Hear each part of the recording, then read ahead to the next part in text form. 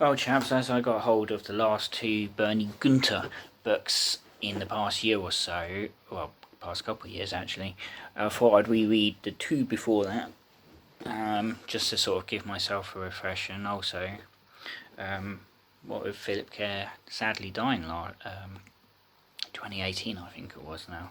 So there's going to be no more Bernie Gunthers, hopefully. And I say hopefully because their habit nowadays is that when an author dies, like Tom Clancy, for example, or even Dick Francis, but even authors that are still with us, like Lee Child's passing it on to somebody else now, his Jack Reacher books, which I don't read. Hopefully somebody isn't going to be asked to carry on Bernie, because Bernie is Philip Kerr, a very unique character, and I don't think it can be done properly by somebody else, or at all by somebody else. And your best example in a way would be James Bond, because James Bond has been written now by the likes of Kingsley Amis and John Gardner, Raymond Benson, Jeffrey Deaver, William Boyd, and presently, at the moment anyway, because he's done the past two, Anthony Horowitz, and hopefully he'll be back for a third book. So let's leave Bernie alone, shall we? So the first of the two, I'm going to, again, the image is flipped, is The Other Side of Silence. And it's one of the latest versions of the series. I should have brought the other ones out, but I think it's propping up something. I can't remember how I got into Bernie Gunther. It probably started off my my fixation with reading things set in German history, be it the Nazi era or the immediate post-war era, like there's a book called The Murderer in Ruins. I think it's Kai Rademacher. I'm probably butchered the name, but it's set in Hamburg, I believe, in 1945, 46. And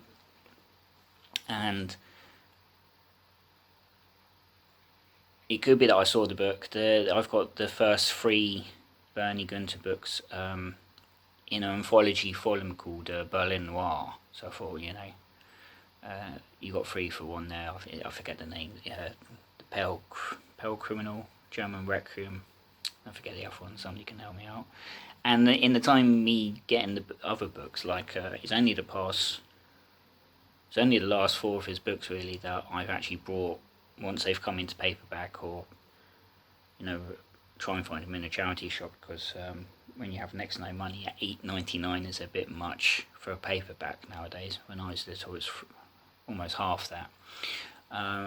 So Berlin Noir, and those I got second hand, more or less, for not much. And the covers gradually changed to what it seems to be a fad now for the past few years with any thriller or fiction book, like some kind of figure depicted. Now, most on books, if you look at, say, a Waterstones table, have a silhouette of a figure, and the other Bernie Gunthers have got like the Quiet Flame, Field Grey, have like a figure. He's walking past the fence in Auschwitz. There's somebody standing. He's watching the Olympic Stadium in Munich, or Berlin even, and etc. etc. And any fiction book, it seems, apart from the late dear Clive Cussler, has it. And even it doesn't necessarily have to be thrillers. And I don't know why, I just don't care for it. I think it's a lack of imagination in some respects. I think they're trying to be clever, maybe not in a Dick Raven kind of way, but it's like, oh look, let's make it sort of dark and serious, or give it oomph. No, what happened to attractive covers like Pan used to do for their books? Now, they say don't judge a book by its cover, but you invariably do, because if you don't know your Bernie Gunther, or have never heard of Bernie Gunther, or obviously the author, if you exclude that's my bookmark. If you exclude the title, it's the south of France. You get it on the back as well, and it looks nice. And then you flick it over, and it says at the top, 1956, the French Riviera, and then in classic fashion of the Gunther novels, it flashes back to appear. Now the trouble is, one critique I heard, or rather read, a few years ago of the Bernie Gunther novels was that you had the first 3, and then there was let's have that. Well, there you go. I should have just looked in the book, shouldn't I? You got the first three: March Violet, Spell Criminal, A German Requiem, and then you had the one from the other: A Quiet Flame, If the Dead Rise Not, Field Grey, Prague Fatale, A Man Without Breath, The Lady from Zagreb, this, and then the next one is Prussian Blue, and then Greeks Bear and Gris, and then the last book, Metropolis. And they've all got this. And the latter two have got a different style of covering. It's like black and white, and again the silhouette.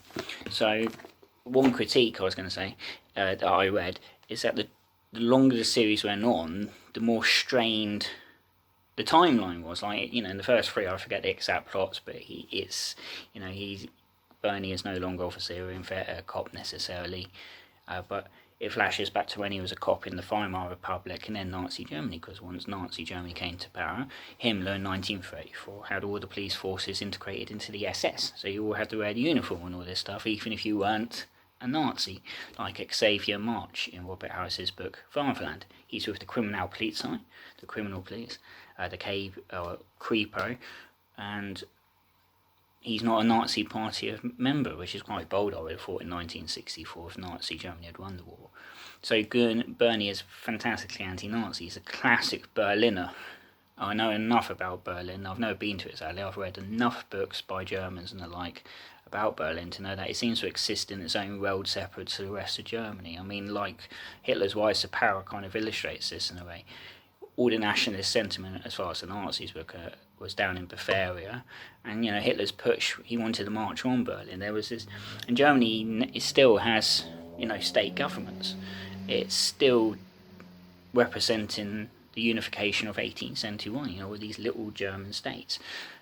Berlin, even when it was separated into two during the Cold War, 45 to 90, West Berlin was its own place, and East Berlin was its own place. And one was dark and the other was light, really. So he's got a Berliner humour, he's got a Berlin attitudes. He doesn't give a shit about anything, does Bernie. And as I say, the longer the series went on, I mean, I wish I could ask Mr. Kerr, because I know, as I say, he's unfortunately no longer with us. He died of cancer, I believe. But just wish I could have asking him how the hell he managed to plot a timeline, because he was bouncing back and forth in the first three books. Like, I figured, I haven't read them for a while, but they were bouncing between, say, 1929 and 1936 in the past, and then it's like he's filled that up, and then the latter books, he's gone through the war, like Bernie was at Reinhard Heydrich's house where there's a murder, or his headquarters anyway, and this one, where was it? I forget when it says it goes back to, but if I remember right, Prussian